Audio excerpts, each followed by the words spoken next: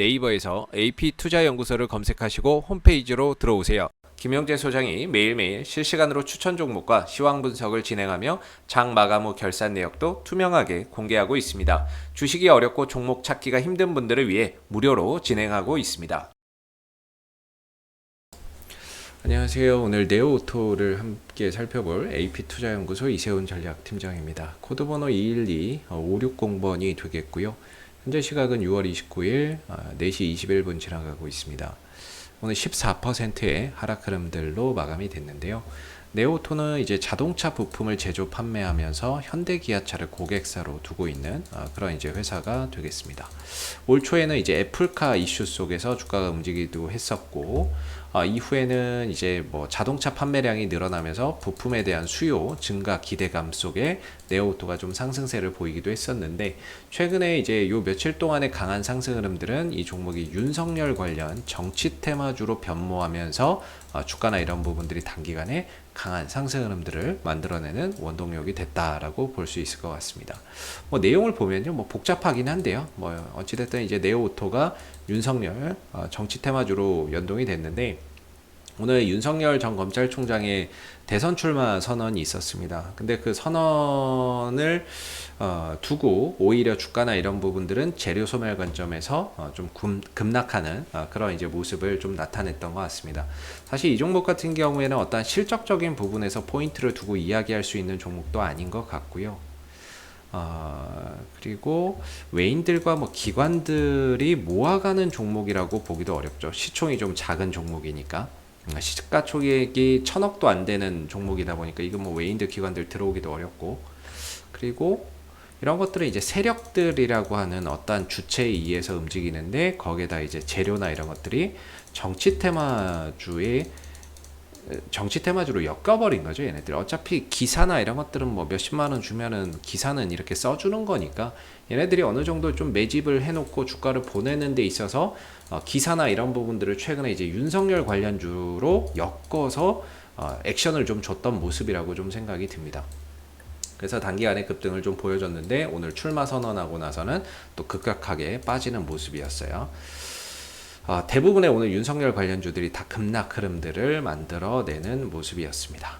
그래서 오늘 이제 하락폭이 상대적으로 좀 크게 나타났는데, 일단은 이제 뭐 이런 정치 테마주들은 사실상 이제 그렇습니다. 이 시간이 지나고 나서 뭐 이제 후보가 확정이 되고, 그러고 나면 이제 나중에 이제 대통령 선거를 해서 대통령이 뽑히고 나면 대부분의 이 정치 테마주들은 다시 원점으로 다시 돌아옵니다. 그렇기 때문에 뭔가 투자의 관점에서 이렇게 올라가 있는 시점에서 대응을 하기에는 상당히 좀 어려운 종목이 될 것 같고요. 단기적인 트레이딩 관점에서 좀 치고 빠지는 전략이나 이런 부분들을 잘 구사해야 될 것 같은데요. 오늘의 급락으로 인해서 이렇게 최근에 좀 따라붙었던 분들이 상당히 좀 힘든 그런 시간이 좀 될 것 같은데, 전체적으로 오늘 하락이 깊긴 했습니다만은, 하락폭이 크게 작용을 하기는 했습니다만은, 전반적으로 거래량이나 이런 부분들이 크게 돌출되지는 않는 모습이었어요. 그렇기 때문에 가격 하락이 좀 깊기는 했어도 거래량이 좀 따라오지 않았다라는 점, 그런 부분에서 그나마 좀 위안을 삼을 수 있지 않나라고 생각이 들고요. 개인적으로 이 종목이 올라갈 때 이렇게 거래량이나 이런 부분들을 상당히 좀 많이 만들면서 급등을 좀 보여줬던 부분이거든요. 다만 이제 6월 28일 날 음봉의 거래량이 터지면서 이 시기에 보면 음봉이 터졌다는 거는 누군가는 이제 차익 매물을 좀 쏟아냈다는 얘기가 되겠죠. 1분봉을 한번 볼까요?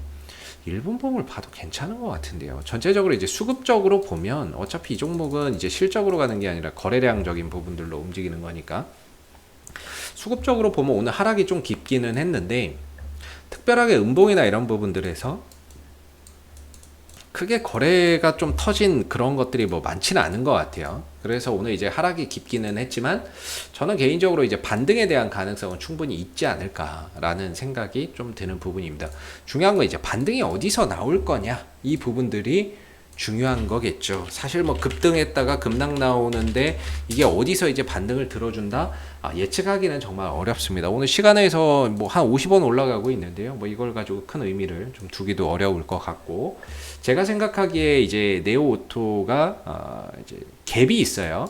갭이 있는데 이게 이제 지금 돌파 갭이거든요. 전고점을 넘어서면서 이제 발생된 돌파 갭이 되겠는데, 보통의 이제 종목들이나 이런 것들을 보면 항상 이 갭이라는 게 시간의 차이만 있을 뿐 메워지게 됩니다. 돌파 갭 같은 경우에는 잘 안 메워지는 경우가 있는데, 지금 같은 경우에는 이제 뭐 재료나 이런 부분들이 좀 소멸 관점에서 차익 실현이 나오는 관점이라고 한다면 아마 이 갭을 좀 메우는 과정 속에서 좀 저점이 잡히지 않을까라는 생각이 듭니다. 그래서 오늘 11,500원 정도, 11,150원 정도에서 끝났는데 다행히 5일선은 안 깨졌어요. 물론 이제 5일선을 지탱하고 내일 반등이 좀 나와준다면 그 반등이나 이런 부분들을 통해서 비중 조절이나 현금 확보나 이런 것들의 계기로 좀 삼아 가시면 좋을 것 같은데, 혹여라도 추가적으로 좀 더 밀린다라고 한다면 이제 한 10,000원대까지도 조금 이제 생각을 해봐야 되지 않을까. 이 갭을 메워주는 흐름들